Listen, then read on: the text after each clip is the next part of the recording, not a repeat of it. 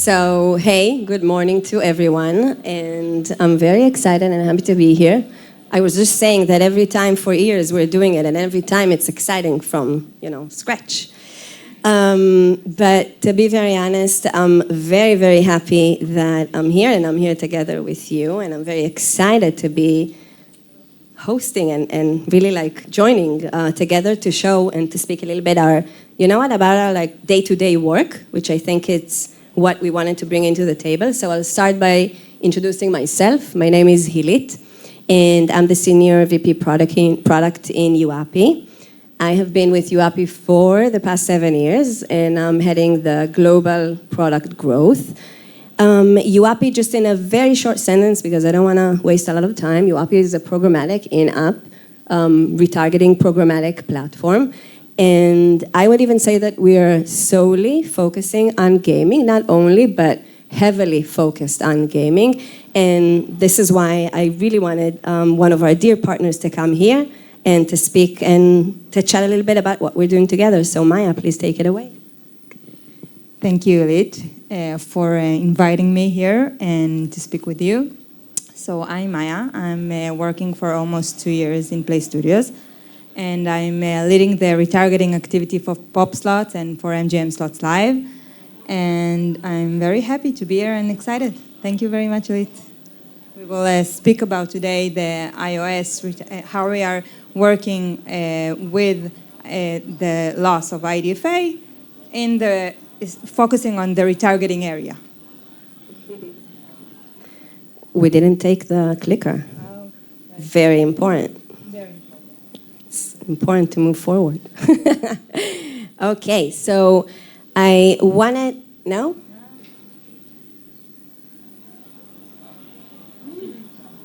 It's here? Now it is, okay. So we wanted to talk to you a little bit about a lot of, I would say the big topic is iOS. We will touch a little bit about iOS 14.5, but I think that we mainly focus on what we do with Playstudios and let Maya share a little bit from her experience. So IDFA and the impacts and what are the type of signals that are actually needed for, I would say, the multiple approach, meaning how are we working together as a DSP and as a partner.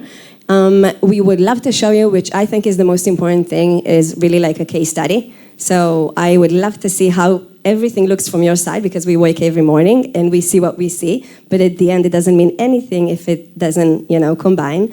And one of the great things that we have is transparency and a very good relationship, and this was why it was only, for me, it was obvious to have you here. So we're going to speak about that.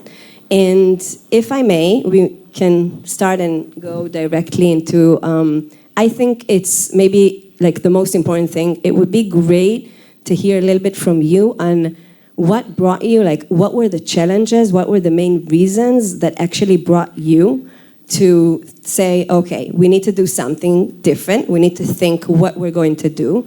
We're seeing that we were spending so much on social. We see the CPIs are rising. We see that our target audience is leaving. We need to enlarge the mix. And what do we do? So what are the challenges that you faced? So, as you know, on May 2021, iOS released OS 14.5. And it puts us, the app developers, the advertisers, in a position that we are now invisible to see the users. Now we are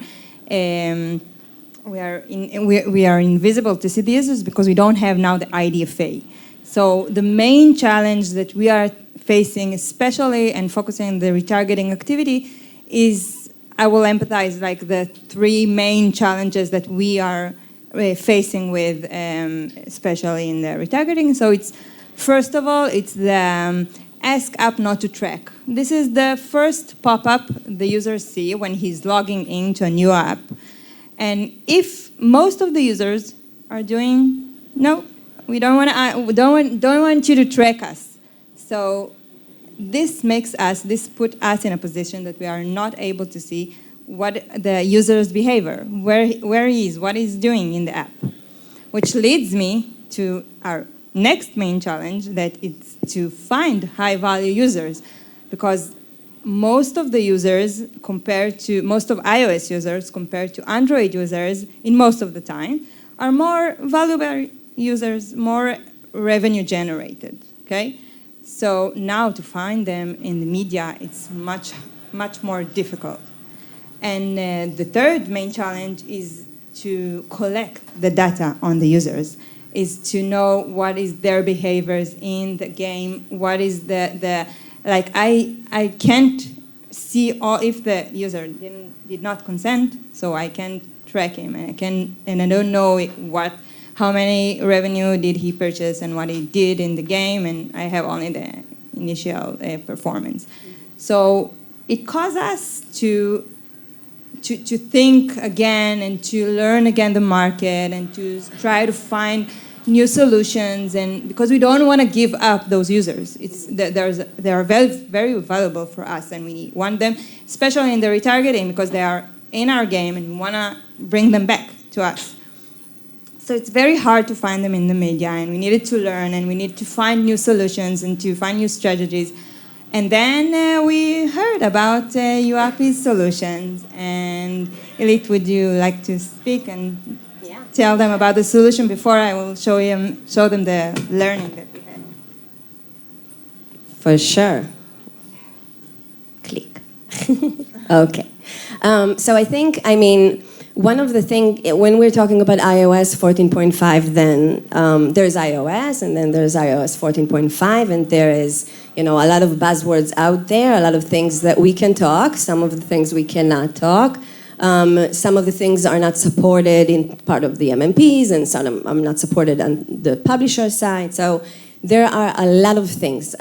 Specifically here, I wanted to focus, and definitely there are a lot of more sessions that we can do, but specifically here, I wanted to focus on one of our solutions, because we have multiple decisions that we can go in different directions and solve different things in iOS. Specifically here, I wanted to focus on the solution for the consent on demand as one important layer. And I think that when I met Maya, one of the first thing, it was I think even for this IMS last year, and one of the first things that they shared is really like, these are the challenges that we're facing. We can't find, we're going to see it, we're seeing like a sink in terms of reactivation, spend, amount of users that are actually sticking within the games, not to talk about the payers. So there is a big opportunity. What can be done? So first thing first, we wanted to see what is the dual consent percentage, because it's not gone. There's an incentive, there's a perception that iOS is gone. iOS is not gone. iOS is here, it's here for stay. Before we had the 14.5 with the LAT, we saw 70%, I would say, reach eligible for targeting. Post-LAT, with all the changes of 14.5, we're seeing ranges of, for dual consent, 30%, sometimes 25, sometimes 35, really depends. So this is one layer that we're focusing on. And another layer that we're focusing on, and this is one of the additional in the solutions, is really what we call the demand-side consent, leaving aside if the users gave consent on demand, on supply, yes or no. Important to mention that we as a retargeting DSP, we buy programmatically, we're connected to more than 20 SSPs, the biggest out there. So it's a big question, how will we really reactivate the user? What type of signals do we have about the users? What is allowed to do? What's eligible to do? And there's a lot to discuss about that. I want to show you in the next slide just a little bit about how it's being done. So one of the, we have a few layers in the platform. One of the first, I would say one of the most important layers, not the first, but one of the most important layers is the DMP, is what we call the data management portion. In the data management portion, unlike all the audience from all the MMPs and the third-party audience builder, something that we spent, I would say, 2 years building our own data management. And that means that data management gets the postbacks in real time, is being able to refresh. And one of the postback signals that we're actually able to collect is whether we have, we call it unknown or known, as you can see here in the two different screenshots. Sorry that it's a little bit small. But one of them, as you can see, I think it's around 15-ish, something like that, is actually the known, where we see where we know and we see and we collect the known device IDs. And then we can see that around 79, almost 80K are actually users that are unknown. These are users that are untapped. And one of the first things that we can move to the next slide, I told Maya, when we actually started our discussions, I told her, listen, this is what you can see here is a graph. The orange is actually the graph increasing. And this is the eligible users that you have in iOS that are not tapped. And if we're going to actually start working on dual consent and on consent only on demand, this is how we're actually able to increase the eligible users, the scale, the reach, and try to help you solve exactly that. In the next slide, you're actually able to see the volume and how are we actually following that. And Maya will explain how that looks from the app developer side, and that's the most important thing, is how are we actually able to move the users from day 1, 3, 7, 14, 30, while we're actually utilizing both layers. And what you can see here is actually the volume that is increasing, and what we care most about, what's the KPI that we're all looking at, is ROAS, day 7, day 14, day 30. So this is, for us, this was really important to make sure that we utilize the solution and we see how we do it with Playstudios. So I want to hand it over to you to just share a little bit about how you see all this coming and becoming the reality for Playstudios. If you can just put more, if you can emphasize more on what happened before and after, even unrelated to YouAppi. I know I'm biased, but I'm putting myself aside for a sec.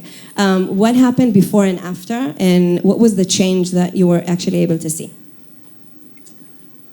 Okay, so before iOS released this version, we had high scales. We managed to bring high scales of users, of revenue. The CPRU, the cost per retained users, were pretty much lower than what we saw. But it was very easy to bring those users. We knew who they are, and then once they released the version, we see a dramatic decrease on spend, on users, and this is when we needed to understand the market again, to understand how we can bring those users again and be in the numbers that we used to be. So we did a lot of research and tried to find the users in the media and work with a few partners. And on August 2022, we launched YouAppi. It was after the IMS. And there's evidence.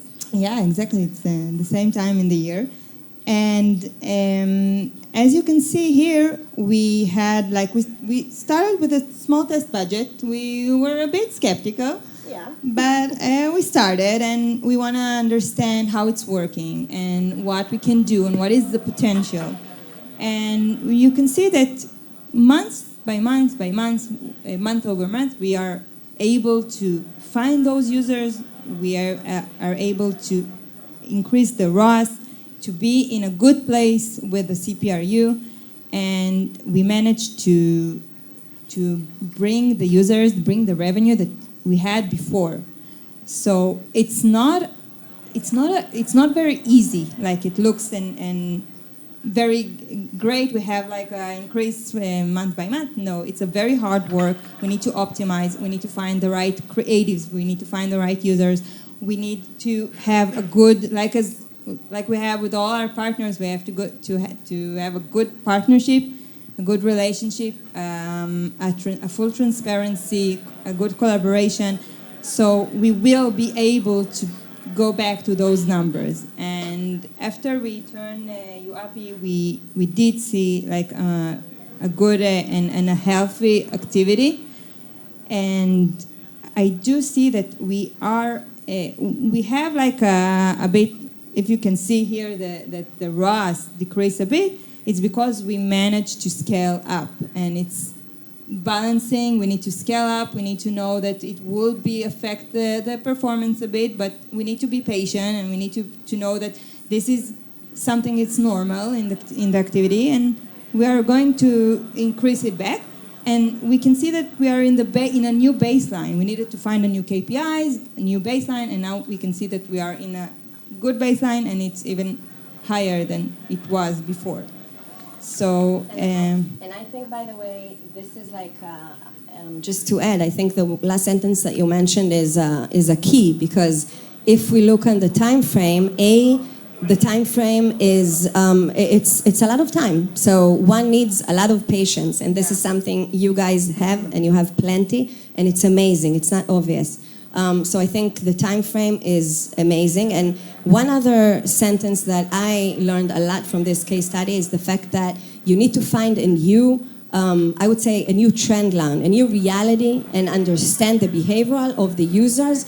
It's not going to behave like Android. The traffic it's different cost, it's different behavioral. We're seeing other metrics, and I think one of the most important things is really like to see that although the cost is going a little bit down towards the end, the reactivations are going up, the CPRU is going down, the ROI is going up. And this took us how long? almost a year. Almost a year. Yeah. But we're there. We're getting there, and there's still much to do. Yeah.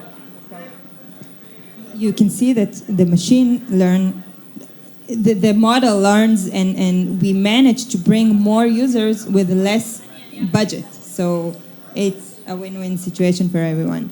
So yeah, we need to have like a lot of analysis of the creatives, and I would like to share with you one of the top creatives that we are.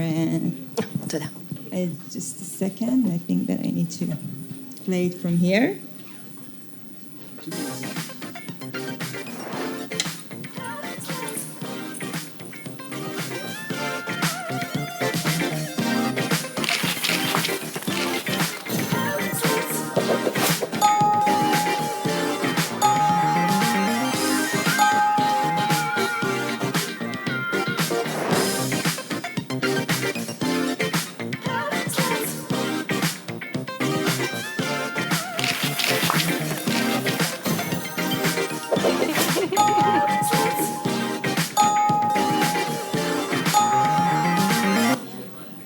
Yeah, so this is one of the top performing creative video, and yeah.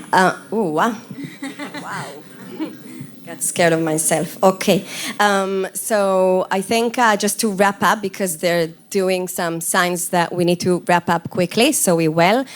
So I'll just finalize by saying that, as I mentioned, so a lot of mutual work, feedbacks, weekly calls, Slack, 24/7, and most and everything, and again, we haven't been able to actually share that, but the only way that this can be done is with transparency. And at the end of the day, in every call that we have with Maya, we have our own dashboard. The client Maya gets into the dashboard. Post that, Maya is actually sharing the perspective from her side with all their amazing, by the way, predictive models that is helping us dramatically on how to optimize the activity better, together with the operations teams that are here somewhere, that without them nothing happens. But really, I think to share, you can move to just the last one. I would just like to add that the hard work is still in front of us. We still need to maintain this performance, and we even want to grow further. And I think that it will be able if we keep this performance. And iOS 17 is around the corner, so what's that? What's that? Yeah. Yeah. So that is it from our side, just, summarizing up, I think, the main points that I just mentioned. So having a layered approach from the DSP and from the partner side, a lot of transparency, a lot of patience. Wow, this is the word. And at the end of the day, because I need to sell myself in some way, you need to have a good technology. So I'll summarize by that, and I think maybe if someone has any questions in the time that they will give us. Thank you very much.